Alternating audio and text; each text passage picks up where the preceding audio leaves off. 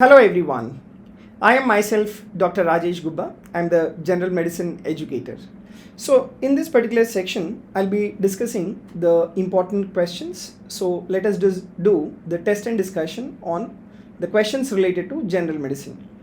So the first question is, we have a 68-year-old woman, she's come with the history of the breast cancer and as well as bone metastasis, and she is receiving intravenous zoledronic acid, and she presents with exposed necrotic bone in the mandible after tooth extraction. What do you think is the most likely cause? The options are chronic osteomyelitis, then bisphosphonate related osteonecrosis of the jaw, osteosarcoma, and then the radiation induced necrosis. So the individual is on the zoledronic acid, which is nothing but the bisphosphonate. The very important adverse effect related to the bisphosphonates is these bisphosphonates, they are related to the osteonecrosis of the jaw, right? And this bisphosphonate related osteonecrosis of the jaw, it usually follows invasive dental procedure, right? So it usually follows the invasive dental procedure, particularly in those patients who are taking this intravenous bisphosphonate, okay? And the characteristic feature is the exposure of necrotic bone in the jaw is a characteristic feature of the bisphosphonate related osteonecrosis of the jaw. Now, how will you distinguish from the other options? Now, the first option is the chronic osteomyelitis. In case of chronic osteomyelitis, that usually involves the pain. And the next important is there will also be swelling of the jaw, and there will also be systemic signs like fever. These are the features of the chronic osteomyelitis, right? And when you do imaging also, the imaging will show the presence of the sequestrum, right? The imaging will show the presence of the sequestrum, right?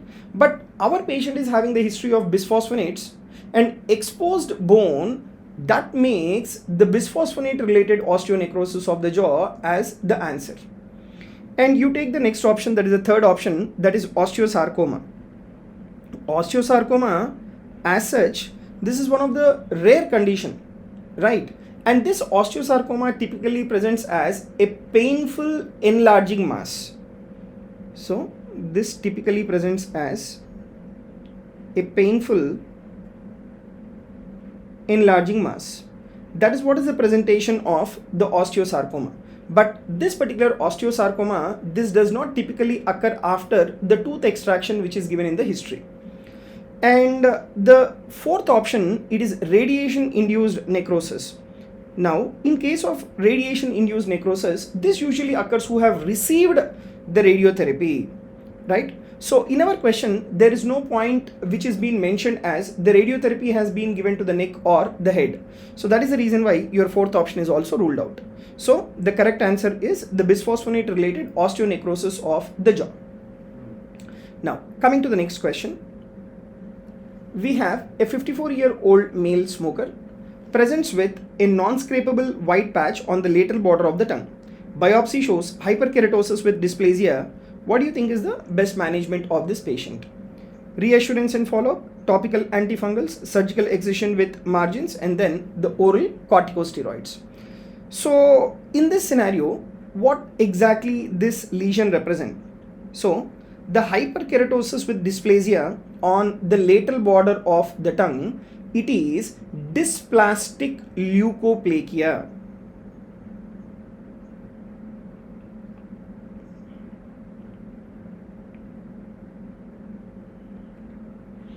Right, so this represents the dysplastic leukoplakia, and this dysplastic leukoplakia, it is a pre-malignant condition.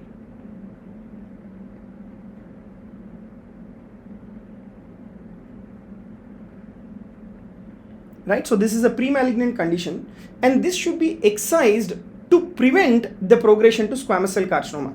If it is not being excised, this will progress to the squamous cell carcinoma. So what is the treatment? Surgical excision with margins. That is the treatment for this particular scenario. Okay, and the surgical excision with margins ensures complete removal and prevents the malignant transformation to the squamous cell carcinoma. Now, in order to progress the dysplastic leukoplakia to squamous cell carcinoma, you also need to know what are the high risk features. The high risk features include the individual having the history of smoking. Right, so our patient is a smoker. So there is a high scope that this dysplastic leukoplakia can turn into the squamous cell carcinoma. And the other important high risk feature is the location of the lesion. That is, the location of the lesion in the lateral tongue or the location of the lesion in the buccal mucosa. Right, so lateral tongue or buccal mucosal location, and at the same time the lesion is non-scrapable. These are all the high risk points to tell that the dysplastic leukoplakia will turn out into squamous cell carcinoma. And what about the other options? You take the reassurance and as well as follow-up, right? See, this reassurance and follow-up is not appropriate mainly when there is presence of the dysplastic lesion, okay? Now coming to this topical antifungals. So now which individual you will give this topical antifungal is, this is used those individuals who are having the oral candidiasis. Right, so those individuals who are having the oral candidiasis, in them the topical antifungals are required, right? And this particular topical antifungals that is required for candidiasis. In candidiasis, what is the presentation? Candidiasis, they present with scrapable white plaques.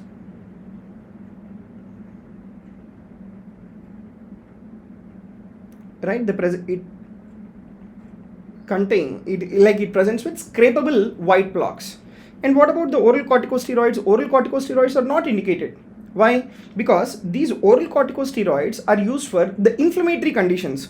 What are the inflammatory conditions? Like for lichen planus, the oral corticosteroids are required, but not for the pre-malignant lesions like dysplastic leukoplakia. So that is the reason why these oral corticosteroids are also ruled out. So the answer is surgical excision with margins, because this dysplastic leukoplakia can progress to squamous cell carcinoma, right? Now, moving on to the third question. So, a patient is being treated with radiotherapy for oropharyngeal carcinoma. 6 months ago, now he presents with trismus, xerostomia and dental caries. What is the most likely cause in this patient? The options are chemotherapy-induced mucositis, radiation-induced salivary gland damage, osteoradionecrosis, then paraneoplastic syndrome, right? So, with the scenario of trismus, xerostomia and as well as dental caries, with the background history of the exposure to the radiotherapy, the answer is radiation-induced salivary gland damage, right? Radiation-induced salivary gland damage. Now, this particular radiation, it can damage the salivary glands.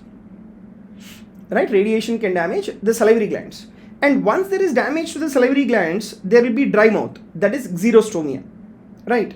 And this will also lead to the dental complications like the caries and as well as the trismus, right? So there is like salivary gland dysfunction, reduced saliva, xerostomia, and there is increased risk of the dental caries. Now, if you take this trismus, so trismus, what is the reason for trismus? It is the fibrosis, right? Fibrosis from radiation can lead to the development of trismus, right? And this particular scenario of trismus is very common in head and neck cancer patients treated with radiotherapy, okay? So, right, head and neck cancer patients treated with radiotherapy, in them this trismus is very common. Now, why the other options are incorrect? Now, you take the first option, that is the chemotherapy induced mucositis. So, chemotherapy induced mucositis occurs acutely during the treatment. So, this will be an acute event during the treatment. But what has been given to us, this chemotherapy induced mucositis does not occur after months. Right, it will occur acutely during the treatment. So your first option is ruled out. Then the next one is the osteoradionecrosis. So right? So the osteoradionecrosis, this presents with the exposed bone,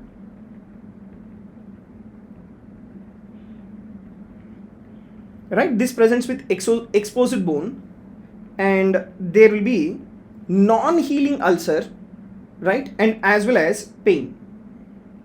Okay, so presents with exposed bone, non-healing ulcer and pain.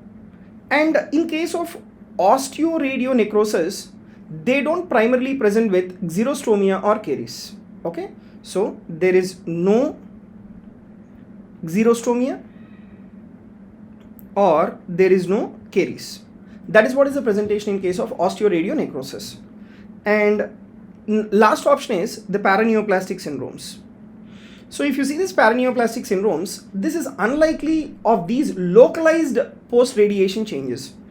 In case of the paraneoplastic syndromes, you will not have the localized manifestations related to the post-radiation therapy. Okay, so that is the reason why your paraneoplastic syndromes is also ruled out. So chemotherapy induced mucositis, it should be an acute presentation.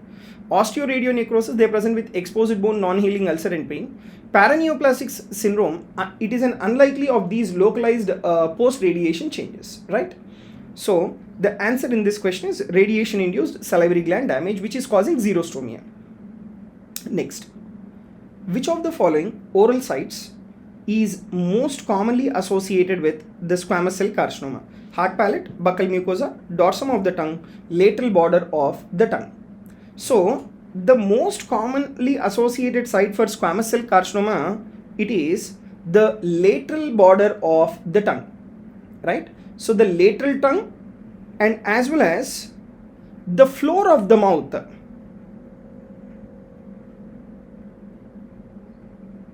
right? Lateral tongue and as well as the floor of the mouth.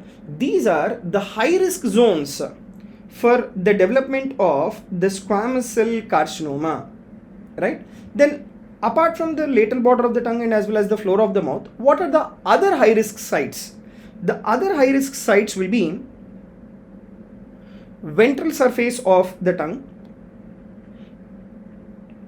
right? Then followed by that soft palate, then followed by that the lower lip, right? Then followed by that lower lip. So these are the other high risk sites for the development of the squamous cell carcinoma. Whereas you take this hard palate, okay? Hard palate, this is less commonly involved, right? And this hard palate, it is often associated with minor salivary gland tumors when involved, right? This hard palate, it is often associated with minor salivary gland tumors when involved. Next is the buccal mucosa.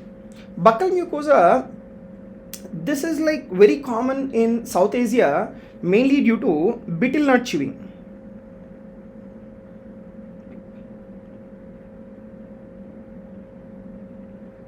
Right, so mainly due to betel nut chewing, okay, but still it is less than lateral tongue globally. And what about the dorsum of the tongue? Dorsum of the tongue also,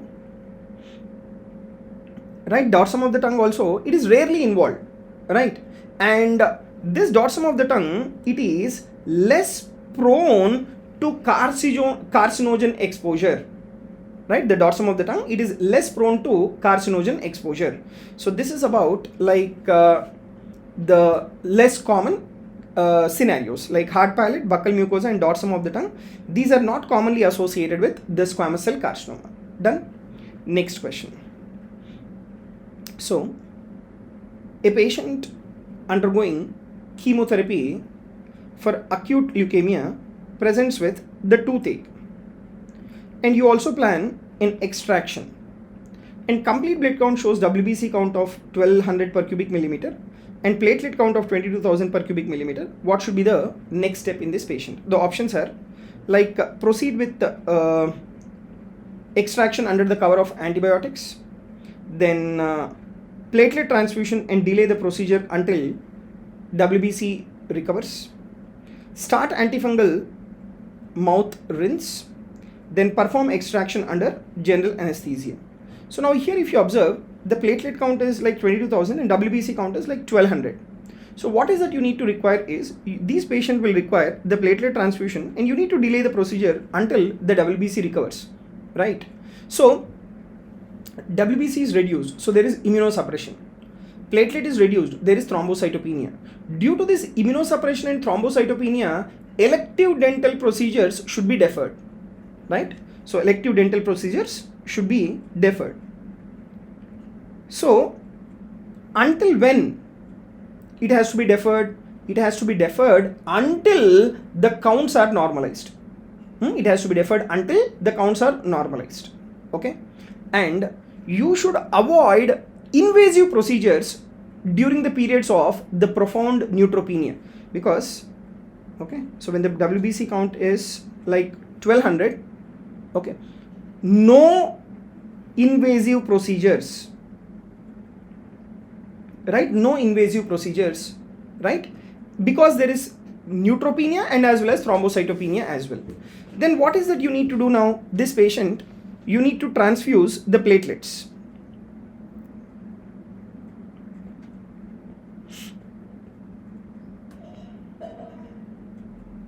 Right, so this patient you need to transfuse platelets if urgently needed. And what is the threshold required for minor procedures?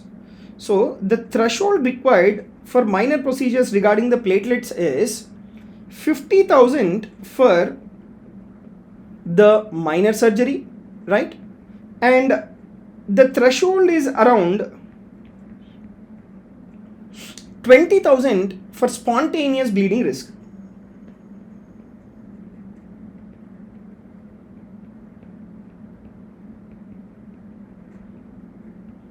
Right, so for spontaneous bleeding risk, it is around 20,000. So until the platelets are reached up to this level, you should not do the procedure, right? And you also need to delay the dental procedure until the absolute neutrophil count. The absolute neutrophil count, it should be more than 1000 per cubic millimeter, right? And the platelet count, ideally it should be more than 50,000 per cubic millimeter, okay? Now, why not the other options? So first option you take, proceed with extraction under antibiotics. So this is completely unsafe, right? So this is completely unsafe due to both bleeding risk due to thrombocytopenia and infection risk due to neutropenia, right, or leukopenia. Next, start antifungal mouth rinse. So in this scenario, it is not relevant unless candidiasis is suspected. There should be a patch in the mouth, oral cavity, which is not mentioned. So starting antifungal mouth rinse is not required. So this you're gone. Then your fourth option, perform extraction under general anesthesia. See, when you are performing extraction under general anesthesia, this does not address the immunosuppression and as well as the bleeding risk. So that is the reason why even your fourth option is also ruled out. So the correct answer is like the platelet transfusion and delay the procedure until the WBC recovers. Done. Next. So if you see this question, we have a 45-year-old male presents for the dental extraction. His labs show hemoglobin of 9.2, MCV of 72 femtoliter, and on oral examination there is glossitis and angular cheilitis. What is the most likely diagnosis in this patient? Vitamin B12 deficiency, iron deficiency, anemia, folate deficiency, and then the sickle cell anemia. Now, this MCV, normal MCV is around 80 to 100 femtoliters. Right, so this is the normal MCV. Now here, the MCV is around 72. What does it tell? It tells microcytic hypochromic type of anemia. So the anemia here is the microcytic hypochromic, and what is the underlying etiology? It is iron deficiency anemia, right? So microcytic anemia with classical oral signs, it points to the iron deficiency. Whereas you take in case of B12 deficiency and as well as the folate deficiency, here the MCV will be more than 100 femtoliters you will be having, right? So MCV is more than 100 femtoliters and you will be having macrocytic type of anemia. right? So you'll be having macrocytic anemia. Now you take sickle cell anemia, the RBC will be sickle shaped RBC, right? So that is about your option. So what is the correct answer? The microcytic hypochromic anemia. And in these patients with iron deficiency anemia, on oral examination you will have glossitis and as well as the angular cheilitis as well, right? So the correct answer is B in this question. Next, we have a 30-year-old woman with easy bruising and bleeding gums, and she is planned for the dental scaling, and her platelet count is like 18,000 per cubic millimeter. What should you do? The options are like proceed with scaling, start prophylactic antibiotic, then postpone and refer for the platelet transfusion, then prescribe vitamin K. So in this scenario, what is that you need to do is, because like the platelet count is 18,000 and the individual is planned for dental scaling. So just now what is that we have discussed? Dental procedures which are elective should be deferred until the platelet count are 50,000. So you need to postpone and refer for the platelet transfusion. Okay, so you have to do the platelet transfusion until the platelet count has reached 50,000 per cubic millimeter. Until the platelet count has reached 50,000 per cubic millimeter, right? And that is very, very important to prevent the bleeding risk. Next question. So a patient with sickle cell anemia or sickle cell disease, they present with mandibular pain, they present with fever and facial swelling. What is the most likely cause? Cellulitis, then osteoradionecrosis, mandibular infarction, temporomandibular joint dysfunction, right? So the individual is having mandibular pain, fever and facial swelling in a background history of sickle cell anemia. What is that you need to suspect is, you need to suspect mandibular infarction, okay? Because sickle cell crisis may cause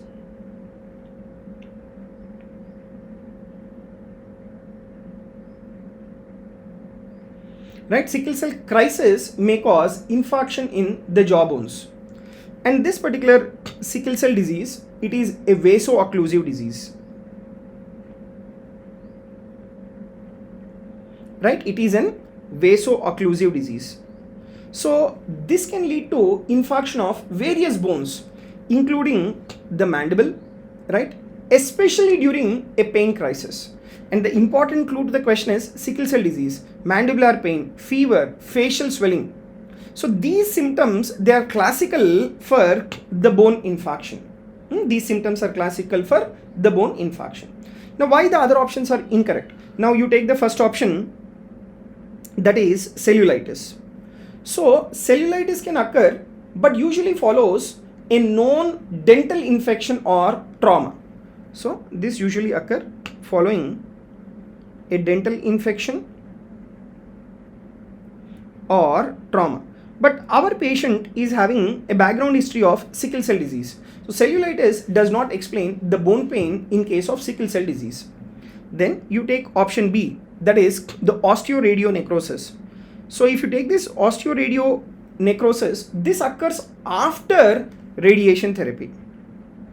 Right? This occurs after radiation therapy. So in this question, there is no mention about the radiation therapy. So this is ruled out. Then the last option is the temporomandibular joint dysfunction. Right? Temporomandibular joint dysfunction. So this temporomandibular joint dysfunction, this causes localized pain.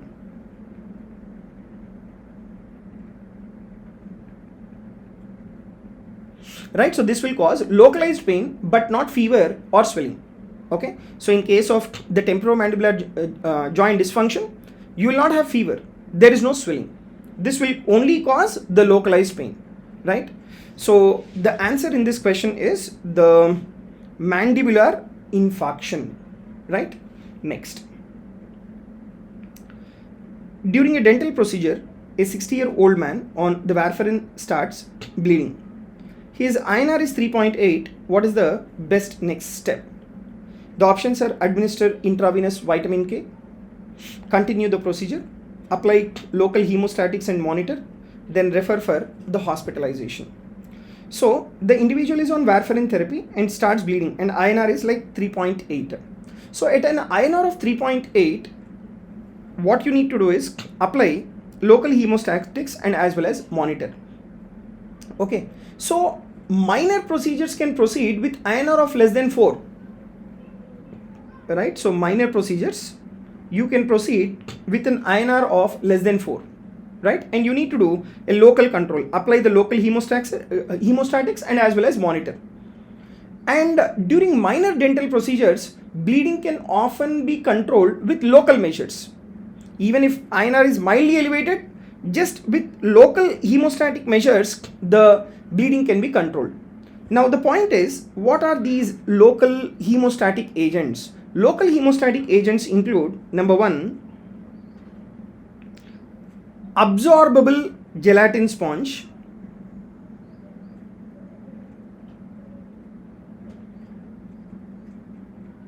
right? Absorbable gelatin sponge. Next,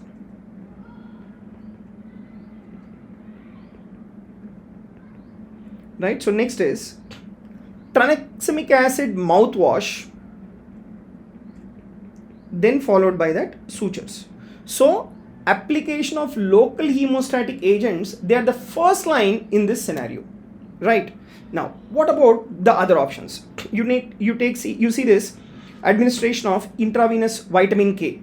So you take the first option, that is intravenous vitamin K supplementation is required when the INR is more than 10, right? When INR is more than 10, then administration of intravenous vitamin K is required. Now here the INR is like 3.8 or 3.5. So this administration of vitamin K is not appropriate for mild to moderate procedural bleeding. Okay, then you take the second option, that is continue the procedure. See, this, when there is a bleeding manifestation, you cannot continue the procedure, right? This is not appropriate without addressing the bleeding first. So you need to address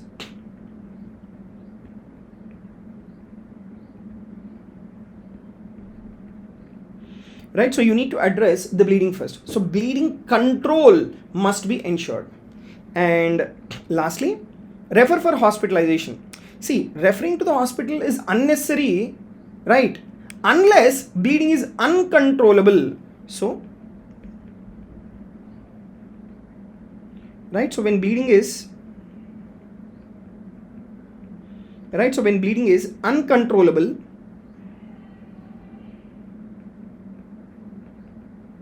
right? So when bleeding is uncontrollable, that is when you need to refer to the hospital. Otherwise, in this individual, apply the local hemostatics and as well as monitor, right? Next question. A child with Down syndrome presents with spontaneous gingival bleeding. There is also pallor and as well as pancytopenia. What do you think is the most likely diagnosis? The options are the iron deficiency anemia, acute lymphoblastic leukemia, immune thrombocytopenia, and then the hemophilia A. So Down syndrome, spontaneous gingival bleeding, pallor and as well as pancytopenia. What is that you need to suspect? That is the acute lymphoblastic leukemia. Because the children with Down syndrome, these individuals, they are at increased risk of the acute lymphoblastic leukemia, right?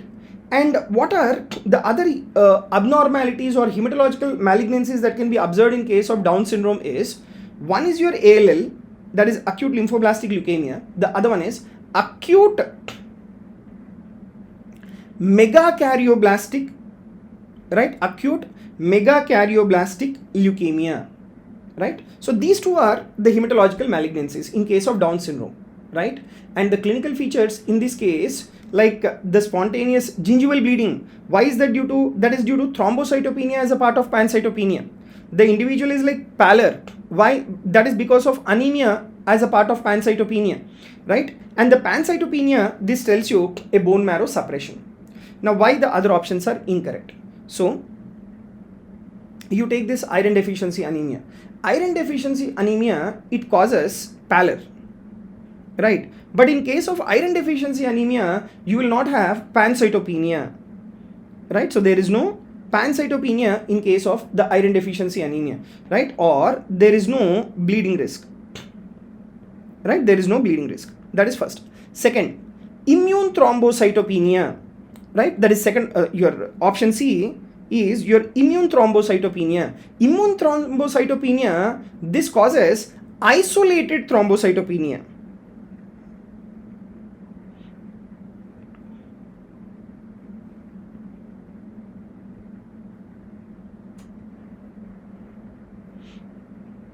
Right, so this causes the isolated thrombocytopenia, but not pancytopenia. That is your third option. Then fourth option, if you see, the hemophilia A. Hemophilia A, it affects the clotting factors.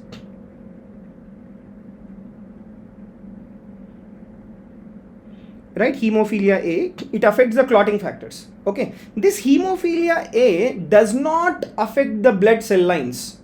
Right, so that is the reason why in case of the hemophilia A, there is no pancytopenia picture. Okay, so that is the reason why your option D is also ruled out. So the correct answer is what? That is acute lymphoblastic leukemia. So moving on to the next question. So a woman presents with the oral petechiae. Her platelet count is normal, but the prothrombin time and activated partial thromboplastin time are prolonged.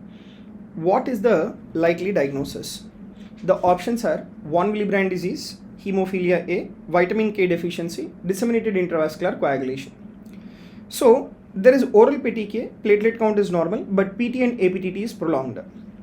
So this is suggestive of the vitamin K deficiency, right? Now, if you see the causes of prolonged clotting time without thrombocytopenia, okay, because the vitamin K deficiency is the one where there will be prolongation of the clotting time without thrombocytopenia. And if you see this women presenting with the oral petechiae, what is it suggestive of? This is suggestive of the bleeding tendency within the women. That is first point, right?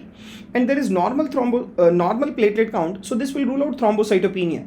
But your PT and APTT are being prolonged. This indicates that there is deficiency of,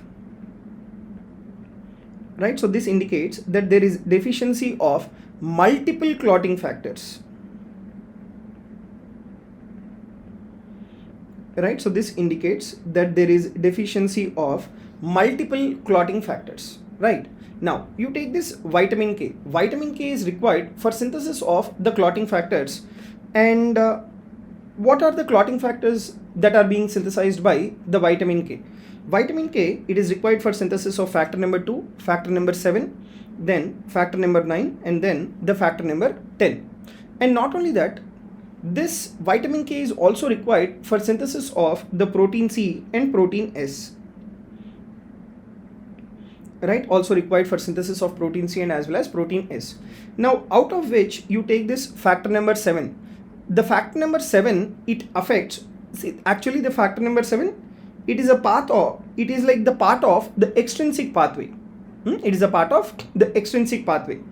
And this particular factor number 7, which is a part of the extrinsic pathway, if this factor number 7 is being deficient, this affects the prothrombin time, right? And you take this factor number 9 and as well as 10. The factor number 9 and 10, these are the part of the intrinsic pathway, right? And these are also the part of the common pathway as well, right? And when your factor number 9 and 10 are being deficient, when there is abnormality in the intrinsic pathway and as well as the common pathway, so this affects the APTT. So there will be prolongation of the APTT. There will be prolongation of APTT. So vitamin K deficiency affects both the PT and as well as the APTT, and the platelet count, it remains normal. The platelet count, it remains normal. Okay, right. So this is about your vitamin K deficiency and how will you rule out the other options. Now you take the first option, right? So if you take the first option, that is von Willebrand disease. Von Willebrand disease, this typically causes normal PT, right? So in these individuals, you will have normal prothrombin time, but there will be increased APTT. There will be increased APTT and bleeding symptoms like mucosal bleeding. But here the PT will be absolutely normal in case of von Willebrand disease. So, but in our question, the PT and APTT both are prolonged, so your von Willebrand disease is ruled out. Then you take the second option, that is the hemophilia A. So if you take this hemophilia A, this causes isolated prolongation of the APTT. This causes isolated prolongation of APTT, and this is mainly because of the factor VIII deficiency. And in these patients with the hemophilia A, the prothrombin time will be within the normal limit. Prothrombin time will be within the normal limit. Then next is you take the option D, that is disseminated intravascular coagulation. Disseminated intravascular coagulation, this would show low platelet count, right? And that could be because of what? That is because of the consumptive coagulopathy. And there will also be elevated D-dimer, and there will be presence of the schistocytes on the peripheral smear, right? So this is not consistent. Now your thrombocytopenia is not observed in this particular question. So this will rule out von Willebrand disease, hemophilia A, and as well as disseminated intravascular coagulation. Done. Now moving on to the next question. A patient with multiple myeloma presents with the bleeding gums. Which mechanism explains this? Thrombocytosis, hypercalcemia, hyperviscosity syndrome, and then the neutrophilia. So the correct answer here is the hyperviscosity syndrome, right? Now, why there is hyperviscosity syndrome in these patients? Let me discuss. So in case of multiple myeloma, it is a disorder related to the plasma cells. You have the abnormal immunoglobulins, which are nothing but the paraproteins. The paraproteins, they interfere with the platelet function, right? Paraproteins, they interfere with the platelet function, right? Now, how is that a hyperviscosity that will be leading to the bleeding symptom? Now, there is excessive paraproteins, right, which are nothing but the M proteins. Okay, so there is excessive paraproteins. This excessive paraproteins will increase the blood viscosity, right? So this will increase the blood viscosity. Now, this excessive paraproteins which are increasing the blood viscosity, this interferes with the platelet aggregation.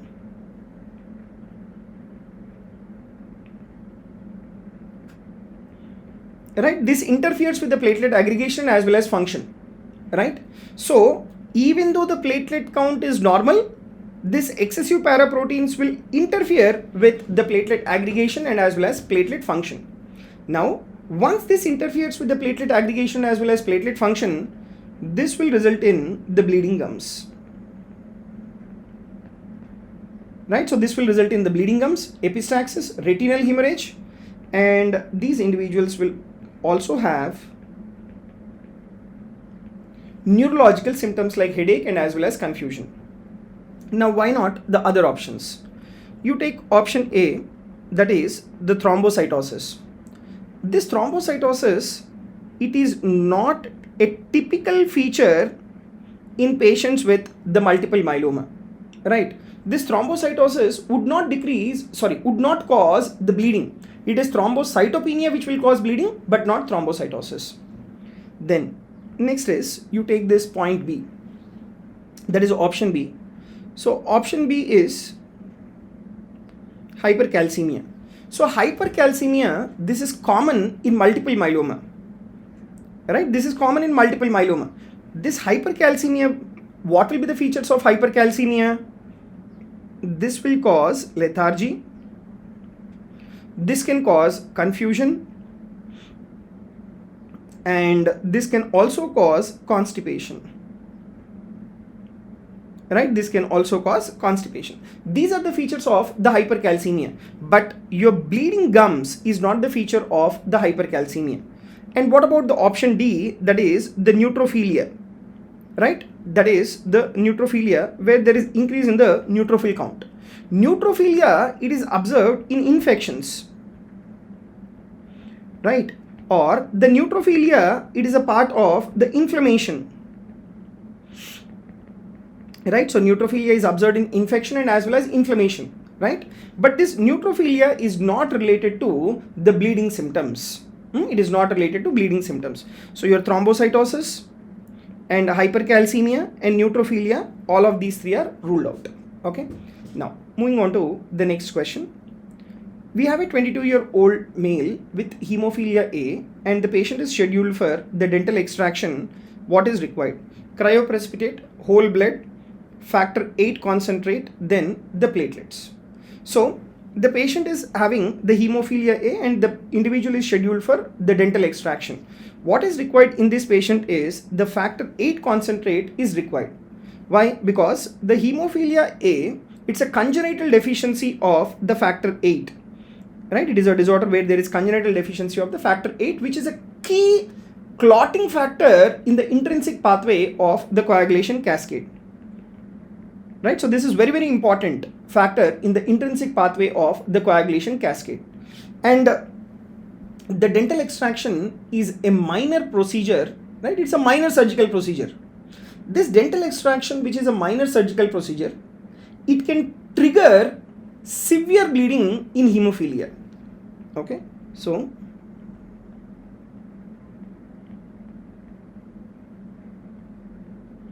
right, so this can trigger the severe bleeding in hemophilia. Okay, so this is about like why we need to give the factor 8 concentrate, and mainly to prevent the perioperative bleeding in hemophilia A. For any invasive procedure in hemophilia A, factor 8 concentrate should be given 30 to 60 minutes before the procedure. Okay, so factor 8 concentrate, this should be given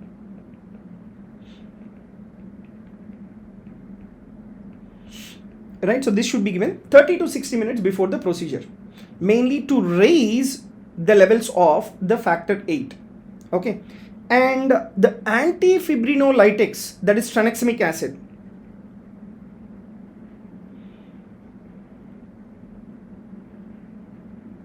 right, antifibrinolytics, that is the tranexamic acid, that is sometimes co-administered to enhance the hemostasis.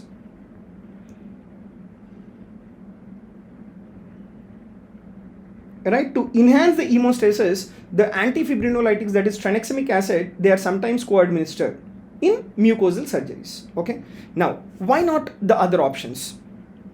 So here the correct answer is like you need to give factor 8 concentrate that will directly replace the deficient factor, and that is a treatment of choice. Now the other options like the cryoprecipitate, that is your like the first option. The cryoprecipitate, this contains the factor 8, fibrinogen and von Willebrand factor. Now when factor 8 concentrate is available, we need to preferably use factor 8 concentrate. It is only when factor 8 concentrate is not available, that is when you need to use the cryoprecipitate. So used only if factor 8 concentrate is unavailable. Then you take whole blood. What does this whole blood contain? This contains the RBC, plasma, WBC and as well as the platelets.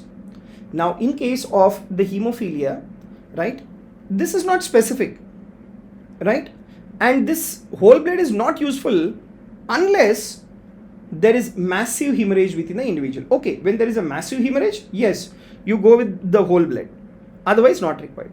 Then the other option is the platelets. Platelets, this is mainly given when there is like thrombocytopenia, but if you take in patients with hemophilia A, the platelet count will be within the normal limit. So the platelets are not deficient in case of the hemophilia A. There is no role of the platelet transfusion. Okay, so that is the reason why the answer is the factor 8 concentrate. Done. Now moving on to the next question. A patient with spoon nails, dysphagia and chronic anemia presents for a dental check. What oral lesion is expected? Hairy leukoplakia, lichen planus, atrophy glossitis and then the oral thrush. So this entire picture, it is suggestive of the Plummer-Vinson syndrome. And in case of Plummer-Vinson syndrome, what is that you will have is, you will have the atrophy glossitis. This is the characteristic feature of the Plummer-Vinson syndrome. Now, in case of the atrophy glossitis, like what will be the features? So you will be having like a smooth glossy and depapillated tongue.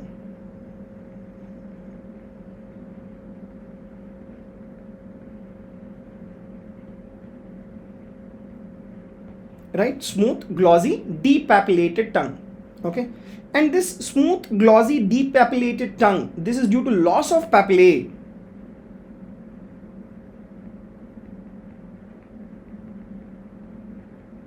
Right, so this is due to loss of papillae from the chronic iron deficiency. Right, and what are the other features in case of the Plummer-Vinson syndrome? The other features that you will have in case of the Plummer-Vinson syndrome will be the individual can have the angular cheilitis. There will also be, right, there will also be brittle nails, and then esophageal webs. And this esophageal webs is the one which can make the individual to have the dysphagia.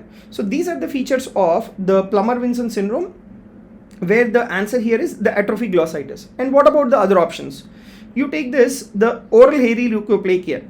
The oral hairy leukoplakia, this is like associated with Epstein-Barr virus infection, and this hairy leukoplakia, it is commonly observed in those individuals who are immunocompromised patients, right, who are immunocompromised patients. Then the next option is lichen planus. Lichen planus, what will be the feature is, there will be reticular white lesions on the buccal mucosa, and this lichen planus, it is autoimmune in origin, and it is not related to anemia, right? So that is about the lichen planus.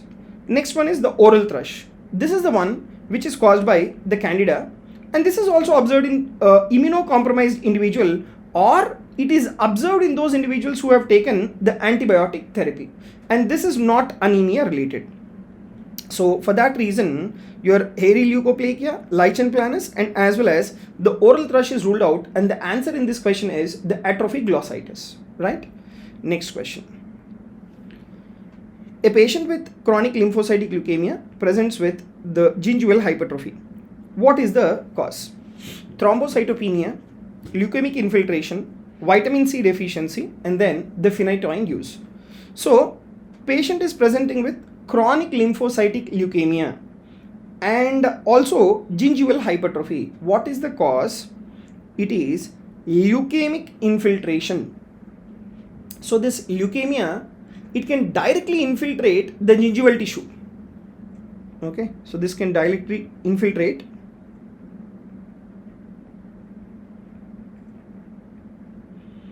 Right, so this can directly infiltrate the gingival tissues. Right, gingival hypertrophy, that is gingival enlargement, it is a known manifestation of some leukemias.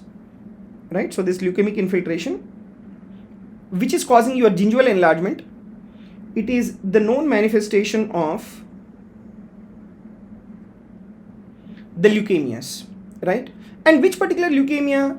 Particularly acute myeloid leukemia, right? Especially M4 and M5 subtype are commonly observed. And the another important form of leukemia, like where you have the gingival hypertrophy, is the chronic lymphocytic leukemia. Okay, so chronic lymphocytic leukemia, although this is less common, right? Chronic lymphocytic leukemia, this is less common, right? And infiltration of leukemic cells can still cause the gingival overgrowth.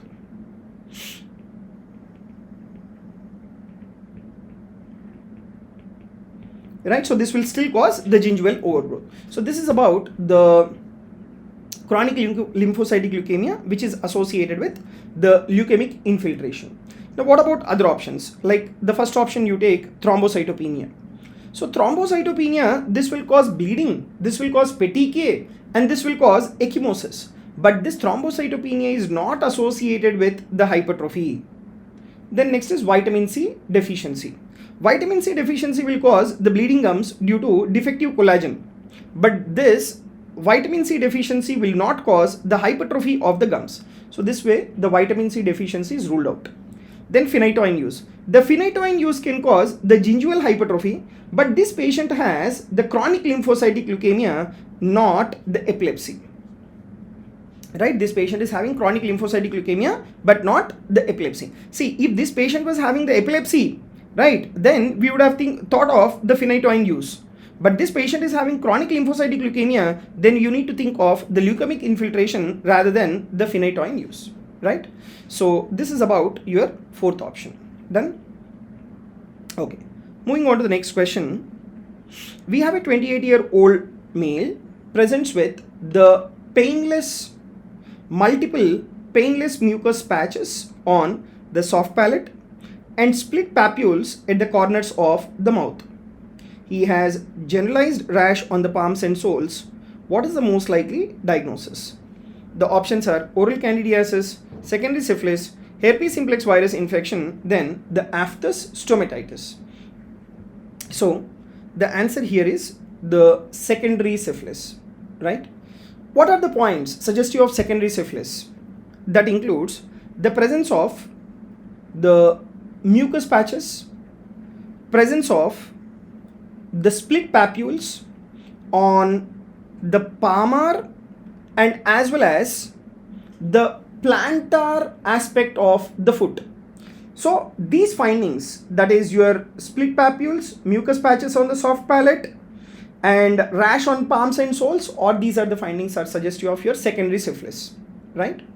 Now the key, the very important feature suggestive of your secondary syphilis is presence of painless mucus patches.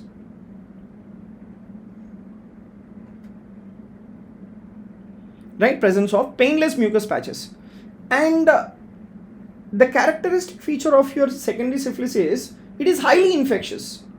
And these painless mucus patches, they occur on the oral mucosa. Right, they occur on the oral mucosa. Right, and next important is the split papules. So this split papules, they are present on the mouth corners, right? They are present on the mouth corners. So the split papules which are present at the mouth corners, they are also called as the condyloma lata, right? If perioral, they are called condyloma lata. And third is generalized rash involving generalized rash involving the palms and the soles of the foot. So this generalized rash involving palms and sole of foot, these are very much pathognomic of the secondary syphilis. Right, these are very much pathognomic of secondary syphilis. Okay, now why not the other options? So you take this oral candidiasis. The oral candidiasis, this usually causes white patches, and these are often very much painful and they are not associated with the skin rash. Next is the HSV infection. The HSV infection, this causes painful vesicles and ulcers, often with fever, and they are not painless mucus patches. Next is aphthous stomatitis. Aphthous stomatitis, they're very painful ulcers. There is no systemic rash or the split papules in case of the aphthous stomatitis. So in this way, we will rule out the option A, C and as well as D. So the answer here is what? That is the secondary syphilis. Done? Next. Moving on to the next question. So we have a HIV positive patient presents with severe gingival inflammation, necrosis of the interdental papillae and painful ulceration. What is the most likely diagnosis in this patient? Chronic periodontitis, necrotizing ulcerative gingivitis, lichen planus, and then the aphthous ulcers. So the presence of the painful gingiva, right? First of all, like, what is the answer here? This particular clinical picture, it is suggestive of necrotizing ulcerative gingivitis. Why? Now, based on this clinical picture, like there is a painful gingiva. So this painful gingiva, this is the presence of severe pain. It is the hallmark of the necrotizing ulcerative gingivitis, right? And necrosis of the interdental papillae. This is the pathognomic feature of your necrotizing gingivitis. Ulceration and bleeding. This ulceration and bleeding, this can be spontaneous or on touch. And there is also foul breath, that is mainly due to anaerobic infection. And there is also HIV association. This will give you like immunocompromised state. That is the one which will predispose to the development of necrotizing ulcerative gingivitis. So this necrotizing ulcerative gingivitis, it is a common manifestation in HIV positive patient, and this requires urgent dental treatment.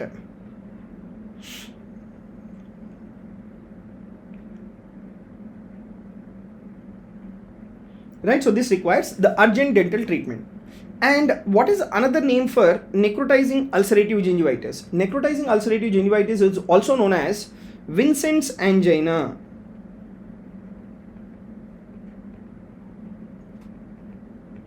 Right, it is also known as Vincent's angina. And this necrotizing ulcerative gingivitis, which is also called Vincent's angina, it's rapidly progressive, painful, and destructive periodontal disease. Right, rapidly progressive, painful, destructive periodontal disease. Right, so that is about your necrotizing ulcerative gingivitis. Now, you take other options. How will you rule out this chronic periodontitis, lichen planus, and as well as the aphthous ulcer is, in case of the chronic periodontitis, they are usually painless and they are very slow in progression. That is chronic periodontitis. Whereas you take this lichen planus, they have lacy white patches and they are not ulcerative necrosis. That is how you rule out the ulcerative lichen planus. Next is aphthous ulcers. Aphthous ulcers, they are like discrete, small painful ulcers. They are not necrotizing gingival inflammation. So that is how you will rule out the other options, that is like chronic periodontitis, lichen planus, and as well as the aphthous ulcers. Done? Now, we'll move on to the next question. We have a 42-year-old male with history of multiple oral sexual partners presenting with a non-healing ulcer on the lateral border of the tongue. And there is no history of smoking or alcohol use. What is the next best step? The options are start empirical antibiotic, perform excisional biopsy, reassure and observe for 2 weeks, then prescribe the topical steroids. So now this individual is having a non-healing ulcer over the lateral border of the tongue, and there is no smoking history and there is no alcohol history as well. So non-healing ulcer in HPV exposed, because the individual is having the history of like multiple sexual partners. Okay, so non-healing ulcer in HPV exposed individuals, this can be oropharyngeal carcinoma. Right, so this can be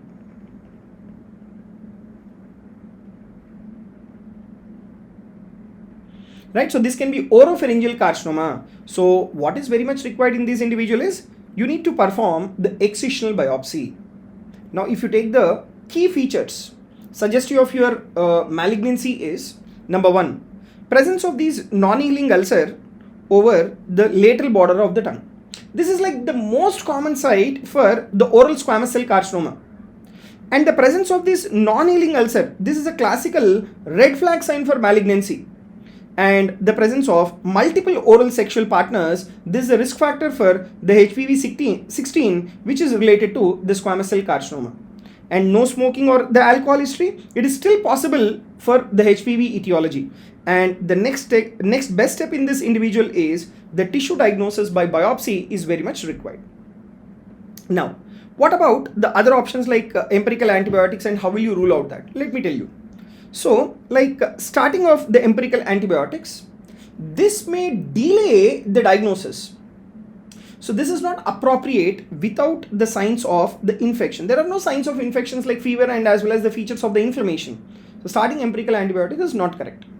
Reassure and observe. See, whenever you delay the diagnosis in cancer, it is very much dangerous. So reassure and then observe is not correct treatment. Prescribe topical steroids. See, if the lesion is neoplastic, applying the topical steroid, it is very much risky. Steroids may mask the progression. Right? The steroids may mask the progression. So that is the reason why prescribing the topical steroids is not correct. So the correct answer in this is you need to perform the excisional biopsy. You need to perform the excisional biopsy. Then, next question. a 25-year-old dental student develops pharyngitis, cervical lymphadenopathy, and no visible tonsillar exudate. He denies recent upper respiratory tract infection but reports unprotected oral sex. Which organism is most likely responsible for this patient? Epstein-Barr virus, then the Neisseria gonorrhea, next Streptococcus pyogenes, then the Candida albicans. So, with the clinical picture which has been given to you, it is suggestive of the Neisseria gonorrhea. Why?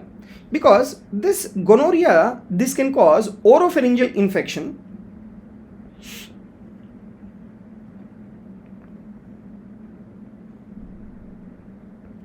right? So this can cause oral pharyngeal infection without tonsillar exudate.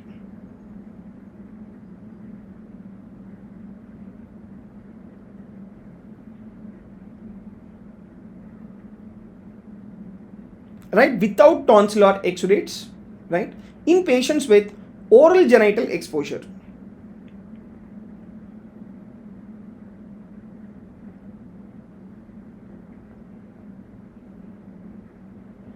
Right, in patients with the oral genital exposure. So gonorrhea, this can cause the oropharyngeal infection without tonsillar exudate in patients with the oral genital exposure. And few more points which are in favor of your Neisseria gonorrhea is, so this being a sexually transmitted pharyngitis, which is like gonococcal pharyngitis caused by Neisseria gonorrhea. The clinical features like pharyngitis, this is the common site of the gonorrhea inoculation via the oral sex. Next is cervical lymphadenopathy. Cervical lymphadenopathy, this is seen in bacterial infection including gonorrhea. Next is no tonsillar exudate. So unlike Streptococcus pyogenes or the Epstein-Barr virus, Neisseria gonorrhea, you will not have any tonsillar exudate. Then unprotected oral sex. So this unprotected oral sex is a strong risk factor for the Neisseria gonorrhea. So these are all the points in favor of the Neisseria gonorrhea. Now why other options are incorrect like Epstein-Barr virus, Streptococcus pyogenes and Candida? Epstein-Barr virus, this typically causes the tonsillar exudate, and Epstein-Barr virus will cause fatigue. This Epstein-Barr virus will also cause the hepatosplenomegaly. So that is the reason why your Epstein-Barr virus is ruled out. Then Streptococcus pyogenes. Streptococcus pyogenes, this causes exudative pharyngitis usually in children or the adolescents. Then Candida albicans. Candida albicans would present with white patches usually in immunosuppressed patients, right? Candida albicans, this would present with white patches usually in immunosuppressed patients.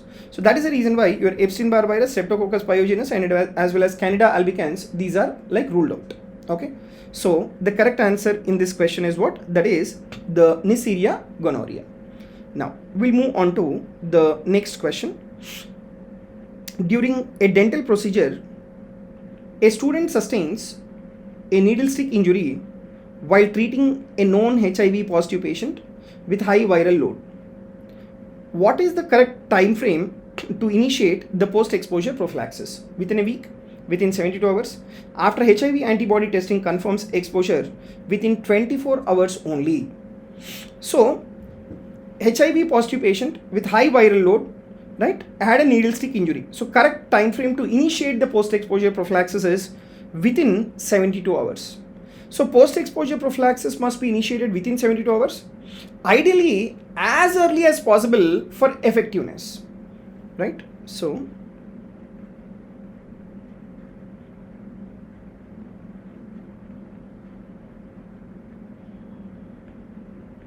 right, as early as possible for the effectiveness, right?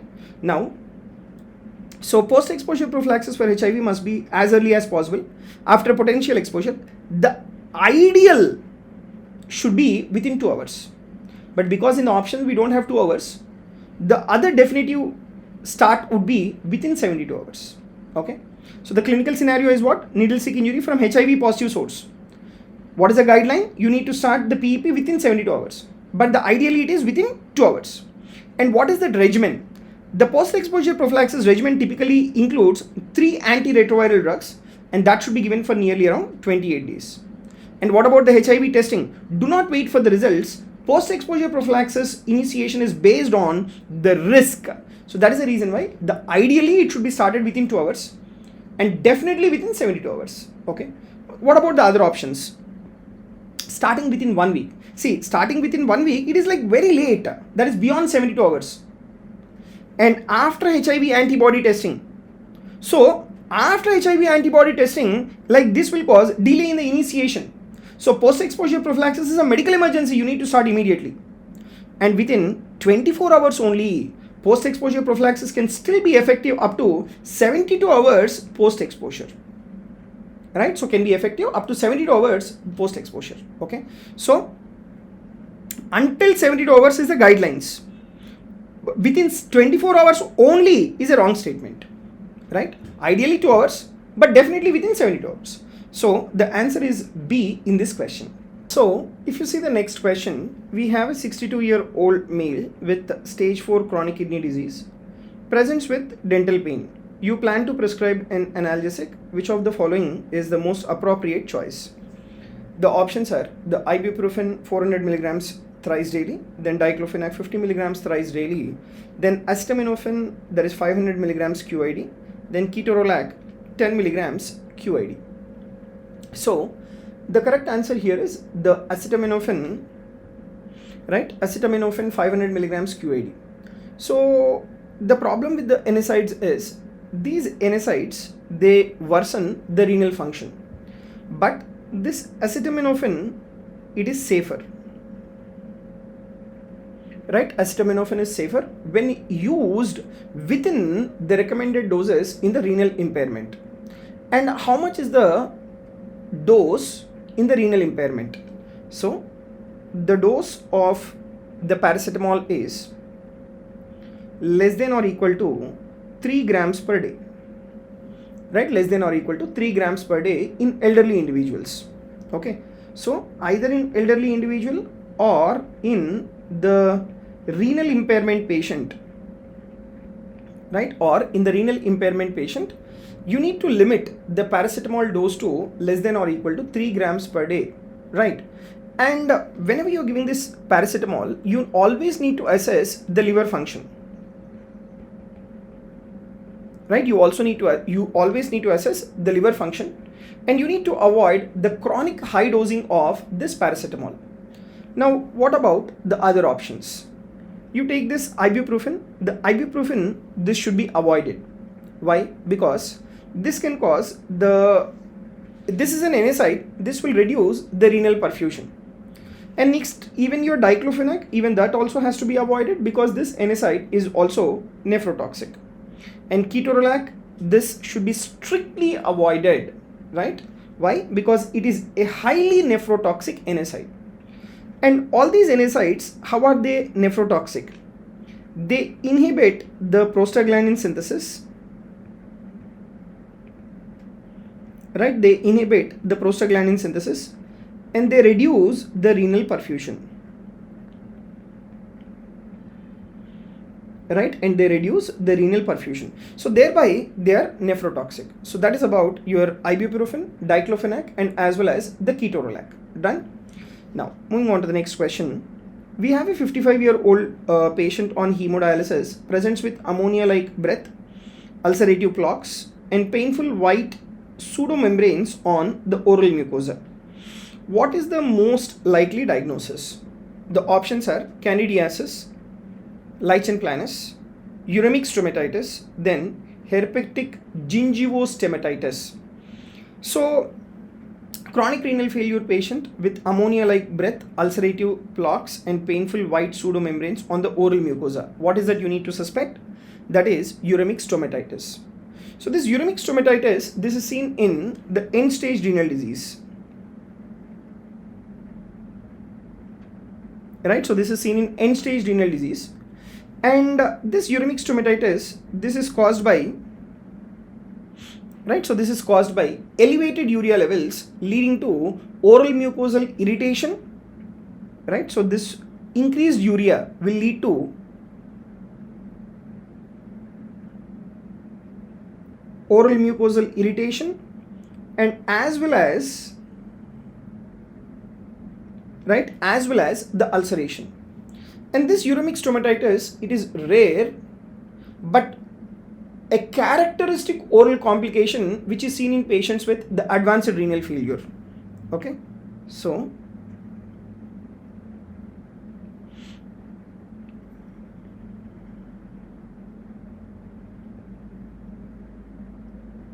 right, so this is observed in case of the advanced renal failure, especially those on the hemodialysis.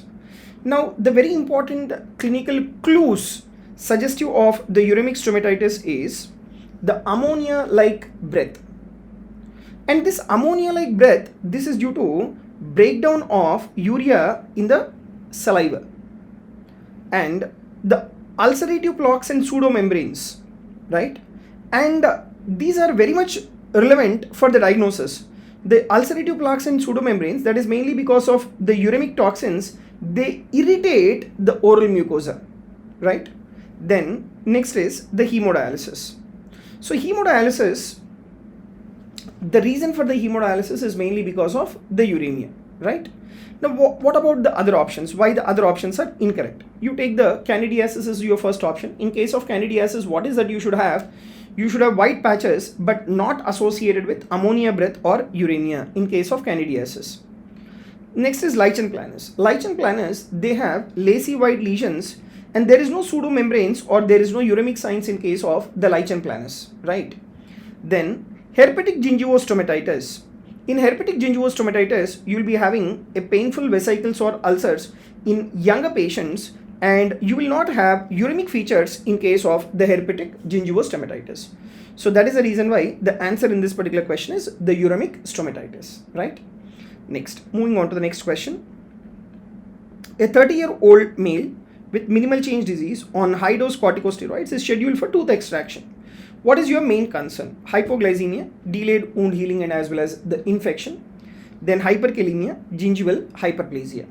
So now, in case of minimal change disease, so what exactly is your minimal change? See, this is the most common cause of the nephrotic syndrome in children and as well as the young adults. And these patients with minimal change disease, they will be having selective proteinuria, that is albuminuria. And because the albumin is being excreted out, these patients will have the edema because the oncotic pressure is reduced and this will result in the development of the edema, right? And what is the investigation of choice in patients with minimal change disease is the biopsy, right? What does the biopsy show? You have to observe this biopsy under the electron microscopy. Light microscopy will be absolutely normal, but electron microscopy is what you need to observe the biopsy finding in patient with the minimal change disease, where you will be having the flattening of the podocytes, right? The podocytes, they become completely flat. And what is the drug of choice in these individuals? The drug of choice in these patients will be steroids, right? And whenever you are giving steroids, what is the problem anticipated is delayed wound healing and as well as infection. Why? Because these steroids, right? So these steroids, they suppress the immunity of the individual. And that is the reason why the individual is at risk of delayed wound healing and as well as the infection, right? And the other problem is like, okay, you take hypoglycemia. Do you have hypoglycemia with steroids? No. With steroids, what is that you will observe is, you will observe the hyperglycemia. And what about hyperkalemia? Is it hyperkalemia observed with steroids? No. In patients with ectopic causes for Cushing syndrome, like small cell carcinoma of the lung, pheochromocytoma, pancreatic and bronchial carcinoid, medullary carcinoma of thyroid, these are the ectopic sources for the ACTH, which can cause ectopic ACTH related to Cushing's. So in individuals with ectopic ACTH related to Cushing's, they are associated with the development of the hypokalemia but not hyperkalemia. So basically in case of Cushing's, you will have hypokalemia but not hyperkalemia.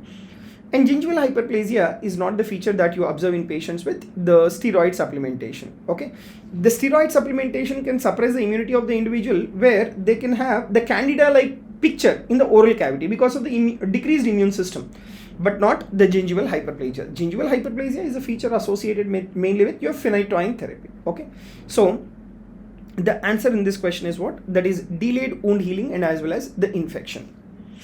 Now moving on to the next question. So a patient with secondary hyperparathyroidism due to CKD presents with the loosening of teeth, jaw pain, and radiolucent lesions on the X-ray, jaw X-ray. What is the likely diagnosis? Paget's disease of bone, osteoradionecrosis, renal osteodystrophy, fibrous dysplasia. So the individual is having secondary hyperparathyroidism due to CKD. If at all, if there is any bony abnormality in case of secondary hyperparathyroidism secondary to your chronic kidney disease, you need to suspect the renal osteodystrophy, right? Because in CKD patients, you will have hypocalcemia. In response to that, there will be increase in parathormone level, and this we call it as secondary hyperparathyroidism. And this increased parathormone is the one which will be causing bone resorption, right? So this will be causing bone resorption, right? And because of this increased, right? Because of this increased bone resorption, the bone mineral density is reduced. So the point that you need to understand is this increased bone resorption causing reduction in the bone mineral density is mainly because of renal pathology. So that is the reason why we consider it as the renal osteodystrophy, right? So this we call it as the renal osteodystrophy, right? And this particular renal osteodystrophy, this is associated with bone demineralization,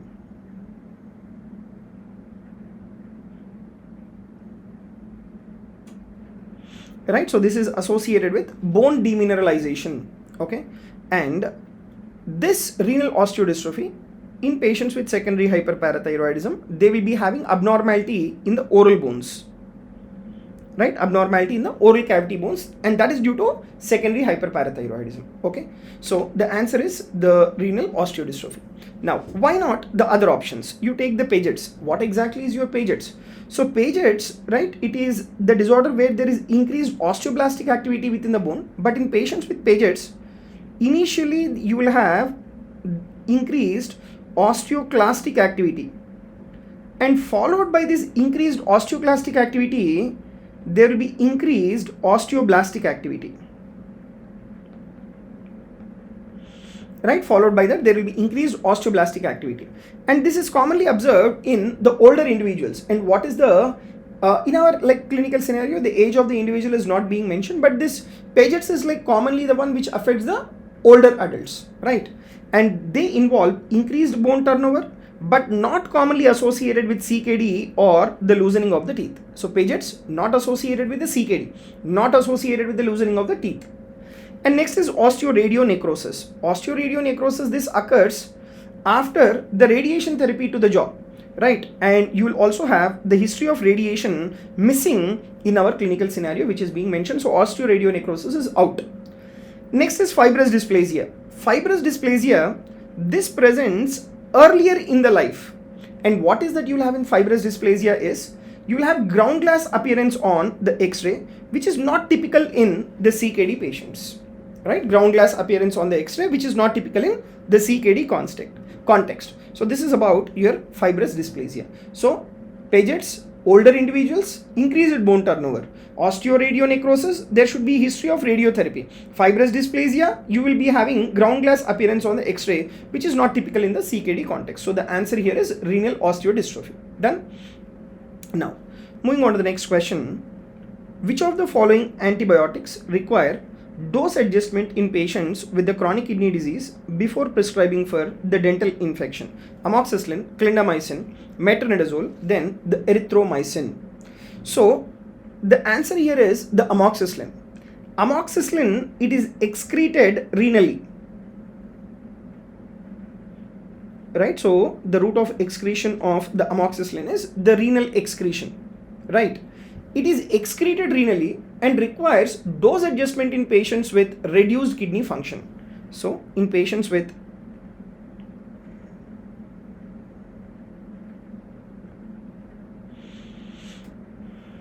So in patients with reduced kidney function, dose adjustment is very much required. Now you take the other antibiotics.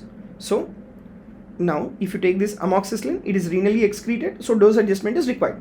But whereas you take clindamycin and the other molecules, clindamycin, it is metabolized in the liver, so dose adjustment is not required if there is renal impairment.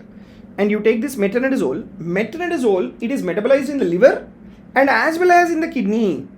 So, usually not needed unless there is a severe renal impairment. Next is erythromycin.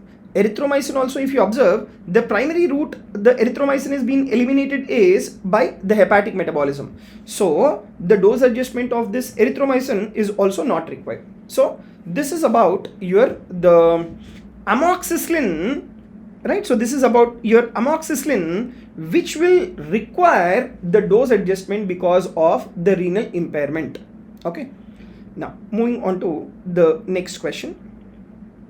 A 36-year-old man presents to the dental clinic with chronic halitosis and the generalized dental erosion, especially on the palatal surfaces of the maxillary teeth. He denies high soft drink intake and he also complains of the heartburn and as well as the sour taste in the mouth. What is the most likely underlying condition? Bulimia nervosa, gastroesophageal reflux disease, Sjogren's syndrome, and then the peptic ulcer disease. So, the clinical diagnosis here is the gastroesophageal reflux disease. So, this gastroesophageal reflux disease, this leads to gastric acid regurgitation. Right? So, this causes gastric acid regurgitation. Now, this gastric acid regurgitation is the one which will cause the enamel erosion.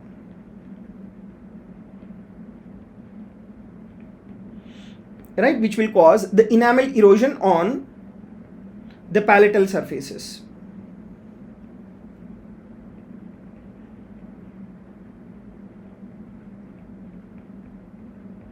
Right, which will cause enamel erosion on palatal surfaces of the maxillary teeth, right? So that is about the picture in case of the GERD, gastroesophageal reflux disease. Now, what about the other options like bulimia nervosa and Sjogren's and peptic ulcer disease? So, you take this bulimia nervosa. Bulimia nervosa, these patients, the key feature is the dental erosion. And this particular dental erosion is mainly due to self-induced vomiting, but usually the history of binge or purge behavior is present, which is not present in the given clinical scenario. So that is the reason why the answer is not the bulimia nervosa. Coming to GERD, that is what is the answer here. So the acid reflux, it causes palatal erosion, heartburn, sour taste and halitosis due to regurgitation of the acid. Whereas Sjogren's, the presentation in case of Sjogren's will be dry mouth, there will be dental caries and erosions are not observed. Halitosis may be present but no reflux symptoms. Right? Halitosis may be present but no reflux symptoms. That is about Sjogren's. Next is the peptic ulcer disease. Peptic ulcer disease, this is localized to stomach or duodenum, and this peptic ulcer disease does not cause reflux or the dental erosion. Right? Does not cause reflux or the dental erosion. So this is about like peptic ulcer disease. So, but these features are not present, so your peptic ulcer disease is also being ruled out. Okay. So the correct answer here is what? That is gastroesophageal reflux disease. Then, now you see the next question. We have a 28-year-old female with known Crohn's disease, and he presents to the dentist with recurrent deep oral ulcer with irregular margins and associated swelling of the lips. Which of the following statement is true? First option, oral ulcers in Crohn's are painless and self-limiting. These ulcers are specific and can aid in the diagnosis of Crohn's. Aphthous ulcers are unrelated to the Crohn's.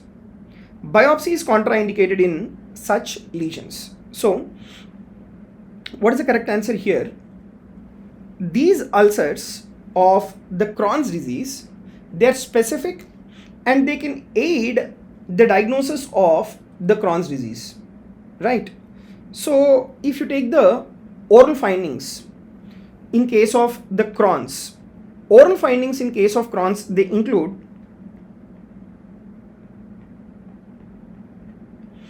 deep ulcers, and then lip swelling. So deep ulcers and as well as lip swelling, these are specific features and they may precede, right? They may precede the gastrointestinal manifestations. They may precede gastrointestinal manifestations, right? Now, what about the other options? So, if you take the other options, the oral ulcers in Crohn's are painless and self-limiting. This is a false statement.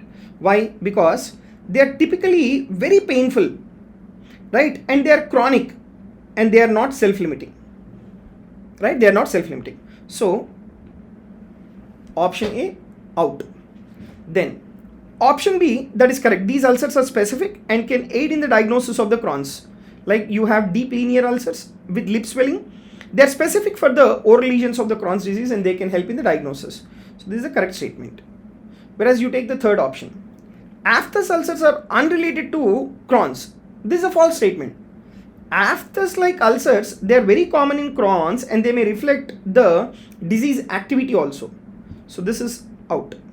And you take the fourth option. Biopsy is contraindicated in such lesions. This is a false statement. Because biopsy is often helpful and they are very much helpful in the diagnosis of this particular Crohn's disease. So the correct answer is these ulcers are specific and can aid in the diagnosis of the Crohn's disease. Done?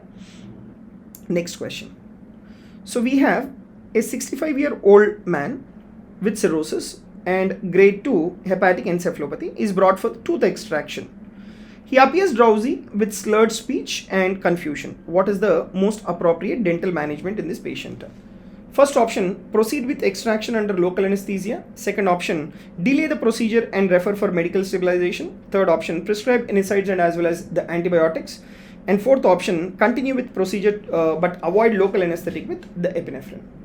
So now this hepatic encephalopathy, what is the problem in these individuals is there will be increase in the toxic substances, but more commonly it is the ammonia which will be elevated in patients with the hepatic encephalopathy. And this ammonia, it crosses the blood-brain barrier. Right, so this ammonia, it crosses the blood-brain barrier and ammonia, it accumulates in the neuron, that is in the brain. And ammonia accumulation within the brain, that is the one which will result in the development of the hepatic encephalopathy. Now, what is the earliest manifestation in the hepatic encephalopathy? The earliest manifestation in patients with the hepatic encephalopathy is reversible sleep rhythm. Right? Reversible sleep rhythm. Okay? Reversal of the sleep rhythm. That is the earliest manifestation. Then, what is the earliest sign that you will have in hepatic encephalopathy is the individual will not be able to draw or the individual will not be able to copy the same thing like what you have written or drawn. So that we call it as the constructional apraxia. Right? Constructional apraxia. Now what is the investigation of choice that you will be doing in this? Investigation of choices, you need to estimate the serum ammonia levels that are being elevated. And next important investigation is EEG. Right? Next important is EEG. So EEG, you will have the triphasic wave pattern.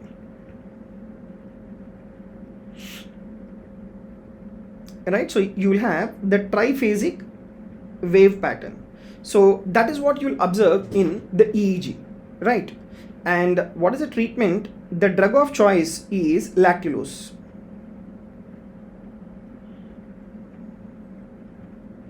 Right, drug of choice is lactulose. Okay, so this particular lactulose will convert ammonia to ammonium and ammonium is excreted out.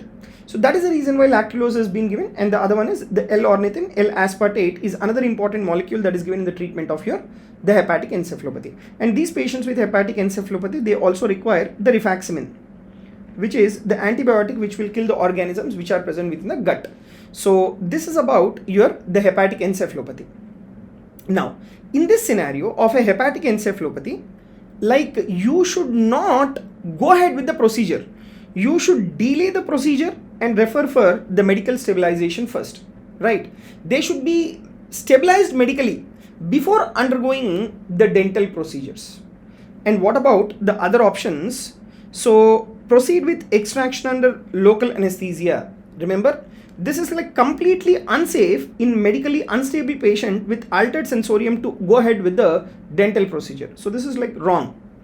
And delay procedure and refer for medical stabilization. This is correct. First you treat the hepatic encephalopathy or lactulose, rifaximin and as well as L-ornithine, L-aspartate, then go ahead with the dental care. Prescribe NSAIDs and as well as antibiotics. So remember, these NSAIDs, particularly you take the acetaminophen or paracetamol, right, that is metabolized in the liver.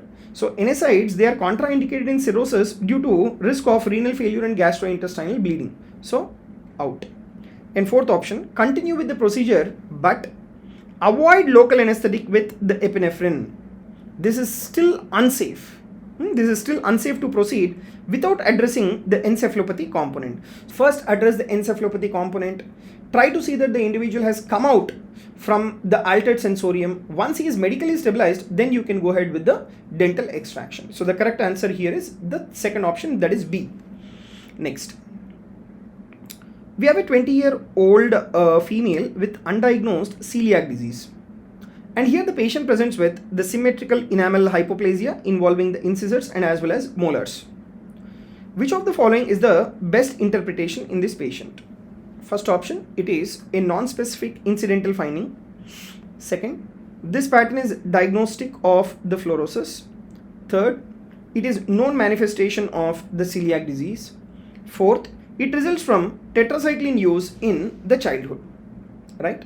So now which of the following is the best interpretation? Please remember, in case of celiac disease, the presence of symmetrical enamel hypoplasia involving the incisors and as well as the molars, it is a known manifestation of the celiac disease, right? So in case of the celiac, the manifestations within the tooth, they start from the childhood. Okay, so childhood onset, and you can see the age of the individual also, that is around 20 years. And they often, how do they manifest? They often appear as enamel pitting,